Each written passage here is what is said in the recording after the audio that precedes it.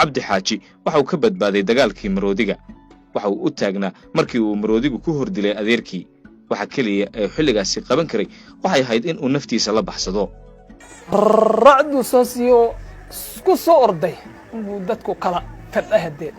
waa wax cod dheer oo hadda dhawaaqaysa waa diyaadi saadu kala baday wadaadka inuu ku dhabsiyo wadaadka meeju inuu kor u qaado dhulka inuu ku sii daayo uu dhawaaqowna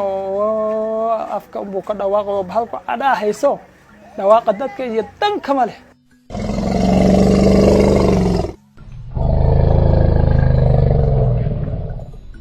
isku dhacyada u dhaxeeya maroodiga iyo dadka shacabka ah ee deegaankan ku nool ayaa aad u sii kordhaya sanadihii la soo dhaafay waxaa la tilmaamayaa in 6 bilood ee u dambeysay ay dhinteen 11 maroodi ah iyo 4 qof oo ay caruuri ku jirto halka 4 kale uu dhaawac soo gaarsiiyay maroodigu waa socdaal qaadanaya 2 maalmood oo aan ku raadinayno maroodiga waxaan lugaynayaa 250 kiiloomitir waa bil Ramadaan oo kuleelka dhacaya aad u malayso in qorraxdu ay dunida u xoog sheeganayso inkasta oo maroodiga halkan ku nool uu ka badan yahay 300 haddana raadintiisu ma aha hawl fudud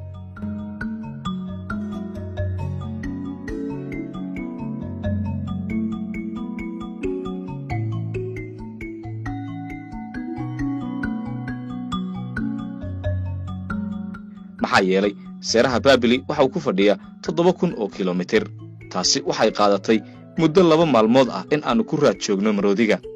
gabalku waxa uu noogu dhacay buurta Gaaraamul dhato hoosteeda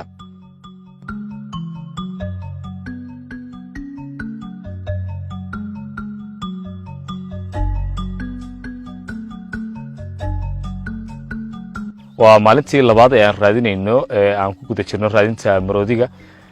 shalay subax 6 subaxnimo ayaan ka soo jarmaadnay magaalada Jigjiga ilaa iyo haatanna waxaan ku guda jirnaa maroodiga raadintiisii hadda saad arkaysaan ayuu halkan ka dhaqaaqay waan ku guda jirnaa qolooyin deegaanka ah ayaan hagaya dabcan wax yar ayaa noo jira sida muuqata hadda ayaan ku sii soconnaa waa aad nala socon doontaan dabcan waxaana loogu sheegay halkan in maroodi aad u tiro badan oo halkan joogo saad aragtaan ciyaalka oo ay jeedaalinayaan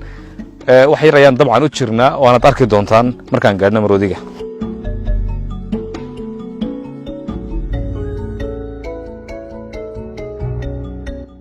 dadka iyo maroodiga halkan ku dhaqan waxay isku haystaan cidda xaqa u leh in ay halkan ku noolaadaan dagaal joogto ah iyo weerar labada dhinac ah waa sheeko caadi ka noqotay halkan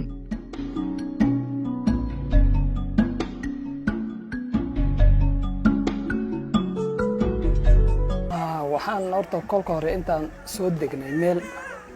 oo yar roobka da'o naqday iyo reerka soo degay isaguna intuu sahmiyay buu meeja soo galay dhulkuna dhul qoyaan oo de kolka caleel leh yuu ahaa waxaan geela aan ka kaxayno rag oo baxay oo geelaan yar xagga ka didanayna dadku carara Soomaha waado ay kolka xagga u dhawaadeen umbu way hadee daba socdeen oo way kaxiyeen sida geelow kolkay kaxiyeen umbu bahalku hadee ku soo noqday kan mid baa horta oo dad cuno dhex jooga salba ku dadka laayaa jooga racdu soosiyo ku soo orday inuu dadku kala fadhahadeen waa wax cod dheer oo hadda dhawaaqaysa waa diyaadi saadu kala baday wadaadka inuu saadu wadaadku waan dhaqaaq waan ordi dabun busiya orodkiisu hadee gaari mooye adigu moodi maysa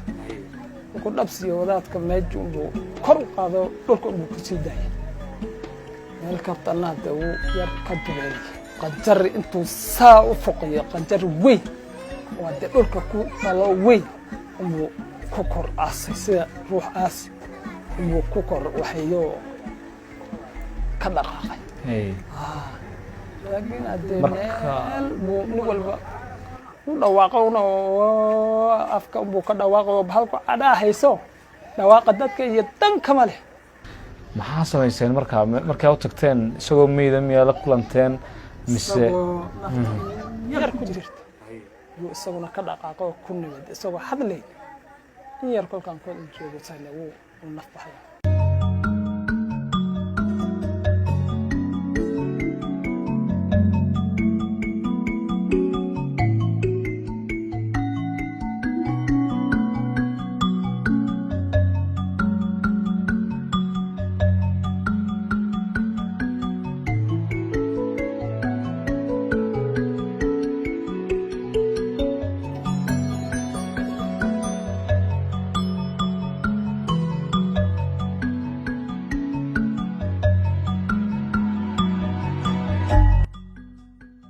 deegaamayn hor leh oo lagu sameeyey seeraha maroodiga xaalufinta dhirta abaara soo noqnoqday iyo mararka qaarkood budhcad maroodiga u beegsata foolkiisa ayaa waxa ay sabab u noqdeen in maroodigu isaga guuro toga daaqato iyo meelihii uu aadka u jeclaa ee deegaanka Soomaalida.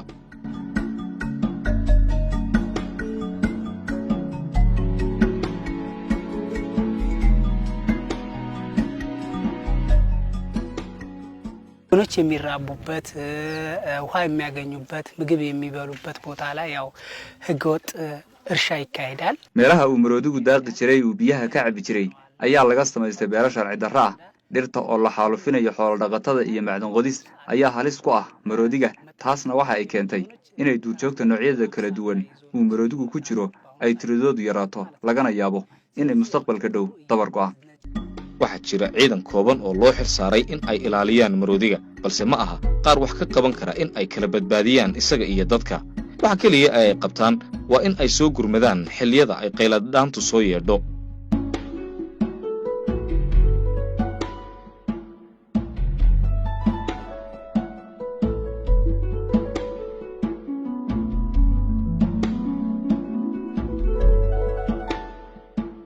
shaqada ugu badan aan qabano waxa weeyaan dadka macnaha si sharci darrada isaga u leynaya ayaanu ilaalinaa. isagu haddii uu macnaha ka baxo maaragtay meeshii saarihi loogu talagalay waanu ka celinaa dadka. markaad waanu dhaxayn isaga iyo dadkaan u dhaxayna dad si sharci darro u leynaya jira. dadka macnaha deegaameen cusub hadda sameynaya kolley waynaga awood bateen sarro sharciga haddii la helo dadka lafteeda waanu uga saari lahayn saarihiisa waanu u ilaalin lahayn. xaaladan uu maroodigu maanta ku jiro haddaan la bedelin shaki kuma jiro. taariikhda sidaan ku hayno waagii hore maroodigu wax ka soo galay xagga iyo Soomaaliya gaar ahaan kilka Soomaalida faafan daaqate waxaasoo dhan soo qadaamray buu maanta taagan yahay gobol uu sii socdaa uu sii dabargo'aya haddaan wax laga qaban gaar ahaan labada kilil haddayna tala intay dhigaan ayna wax ka qaban maroodin in la waayayo baa shardi kuma jiro. maroodigu waxa uu qiimo weyn ugu fadhiyaa labada deegaan ee Soomaalida iyo Oromada. kasakow in uu yahay khayraad ay labada deegaan leeyihiin waa il dhaqaale oo soo jiidan karta dalxiisayaal caalami ah balse taasi ma aha mid u muuqata dadka deegaanka ee halkan ku nool. waxa qura ay dawladda ka dalbanayaan waa in la siiyo hub ay isaga dhiciyaan maroodiga oo dhib ku haya hantida iyo lafahoodaba.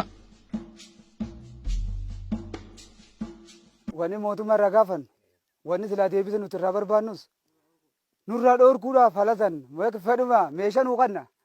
dawladda waxaanu ka codsanaynaa in ay naga celiyaan maroodiga ama ay hubna siiyaan. doofaarka waxaanu iskaga dhicinnaa waraf iyo waxyaabo kale laakiin dawladdu waa in ay na siiso hub iyo rasaas. nurraa dhoorkuu qaba faayidaasan nuuf isa walitti araarsuudhaafi bare.